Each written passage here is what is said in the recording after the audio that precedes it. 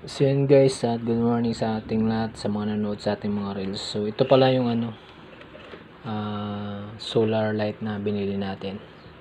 So 100 watts lang po yan. So yan, ito yung kanyang panel.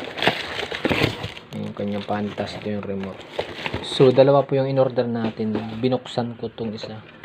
So kailangan kasi natin makita kung ano ba yung battery niya, kung original ba o hindi. So yun. Nabuksan na natin. Tapos yan yung battery niya. Sobrang laki pala nung battery niya. Oh. Yun, oh. Original yung battery niya. So matagal tong malubat.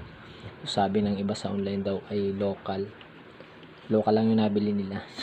Joke lang. Yan guys. So try natin kung iilaw. Sobrang liwanag. Yan. So, check natin yung battery kung ilang voltage yan.